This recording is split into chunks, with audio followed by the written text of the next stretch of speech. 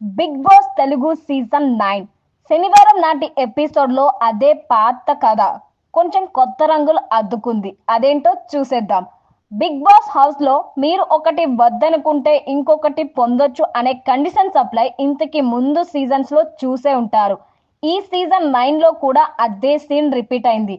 Mid week eliminate అయిన సంజన తిరిగి house లోకి రావాలంటే ఆ నలుగురు సాక్రిఫైస్ చేయాలి. అలా చేస్తే బ్యాటరీ 100% పెరిగి సంజన హౌస్ లోకి వస్తుంది అని నాగార్జున చెప్పారు. ఆ నలుగురు ఎవరై ఉంటారో ఆడియన్స్ ఊహించే ఉంటారు. ఆడియన్స్ అంచనాలు నిజం చేస్తూనే ట్విస్ట్ ఇచ్చాడు బిగ్ బాస్. అది ఎలా అంటే, మొదటిగా ఎమాన్యుల్ తన కెప్టెన్సీని వదులుకుంటే బ్యాటరీ 25% వస్తుంది అని చెప్పడంతో మదర్ సెంటిమెంట్ ఉన్న ఇమ్ము వెంటనే నాకు ఓకే అంటూ కెప్టెన్సీని వదులుకున్నాడు. తర్వాత తనుజ కూడా హౌస్ లో ఉన్నన్ని రోజులు కాఫీ తాగడం మానేస్తే మరో 25% బ్యాటరీ వస్తుందని చెప్పడంతో తనుజ కూడా సంజన కోసం కాఫీ త్యాగం చేసింది.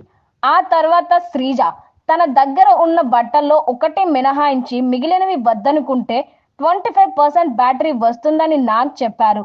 దీనికి శ్రీజ తన అతి తెలివి మాటలతో నో చెప్పింది. నేను సాక్రిఫైస్ చేయకపోయినా సంజన హౌస్ లోకి వస్తారు, అందుకే నేను చేయను అని చెప్పింది. శ్రీజ పేరుని ఊహించని ఆడియన్స్ 3 వారాలుగా ఆమె ప్రవర్తన చూసి ఆన్సర్ ని మాత్రం ఊహించారు. ఎప్పటిలానే అదే బొచ్చు పంచాయితీ.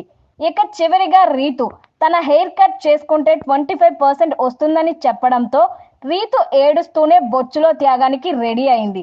ఇమ్ము తనుజ రీతు త్యాగాలతో బ్యాటరీ 75% అయింది. బిగ్ బాస్ మీకు మరో అవకాశం ఇస్తున్నాడు. అదేంటంటే, సుమన్ శెట్టి హౌస్ లో ఉన్నన్ని రోజులు స్మోకింగ్ మానేస్తే మరో 25% వస్తుంది అని నాగ్ చెప్పారు. దానికి సుమన్ శెట్టి నో చెప్పారు. మా సుమన్ అన్న బంగారం అంటూ సోషల్ మీడియాలో పోస్టులు పెట్టే ఫ్యాన్స్ ఊహించి ఉండరు ఈ ఆన్సర్ ని. సంజన హౌస్ లోకి రావాలంటే చివరిగా మరో అవకాశం ఇస్తున్నాడు బిగ్ బాస్. అదేంటంటే, భరణి తన దగ్గర ఉన్న లాకెట్ ను వద్దనుకుంటే 100% పూర్తయి సంజన హౌస్ లోకి వస్తుంది అని నాగార్జున చెప్పారు. అది విన్న భరణి కొంచెం ఎమోషనల్ అయినా కూడా ఆ లాకెట్ బాక్స్ ను స్టోర్ రూమ్ లో పెట్టడంతో సంజన హౌస్ లోకి తిరిగి వచ్చింది.